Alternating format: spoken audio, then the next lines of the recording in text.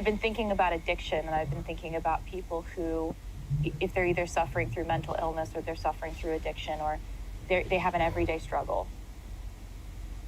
No one pats them on the back every day, but every day they are actively fighting something.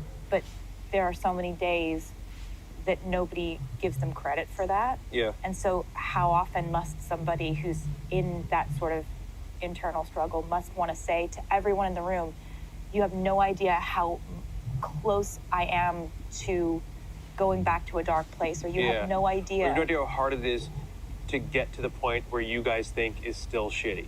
Yes, and then the second verse is about, you know, someone who felt like they had a lot of potential in their life. I think there are a lot of mechanisms for us in our school days, in high school or college, to excel and to be patted on the back for something. And then I think a lot of people get out of school, and there are less abilities for them to get gold stars. Yeah. And then you have to make all these decisions, and you have to pave your own way, and there's no set class course you can take, and and I think a lot of people feel really swept up in that. And so I was thinking about this person who is really lost in life and then starts drinking, and every second is trying not to. Yeah. Most days I'm like, okay, but then sometimes I'm just like,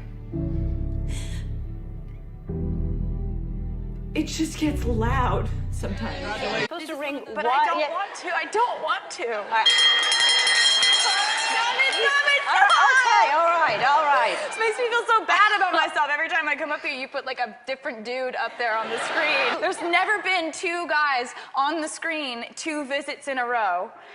It's sad. There are times when I feel like with everything that's in my control, I can make myself seem like someone who doesn't have an abnormal life. And I try that every day. Every day, it's like, how do I make myself, among my friends and family and my loved ones, not see this big elephant that's in the room for our normal life, because I don't want the elephant in the room. Yeah. You know, if you're going to be in my life, I feel like there's a certain amount that comes with it that I can't stop from happening. Yeah. I can't stop from you getting a call in the morning that says, you know, the tabloids are writing this today. I can't help it if there's a guy with a long lens camera 2 miles away with a telescope lens taking pictures of you. I can't stop those things from happening. And so this song was basically like, is it enough? Is the stuff that I can control enough to sort of block out the things that I can't? Yeah. So it makes me really emotional to hear this song. This is, you know what, like, this is fine. I just need to make a better record. Yeah. One song on the album called Soon You'll Get Better that I can't even really hear, I can't even listen to it. She won't talk specifically about her inspiration, but it comes at a time when her mother, Andrea, who was battling cancer, suffered a relapse. It's really interesting because I don't think I have written a song quite like that before, and it's just sort of like, it's just a tough one. I can imagine, but I can also tell you, having listened to it, that it's universal. It's just not something that we deal with until we have to, until we see it, until we experience it, until someone close to us is going through something like that. And so writing about it was really emotional, and I'm just gonna stop talking about it now. Understandable. She got cancer several years ago.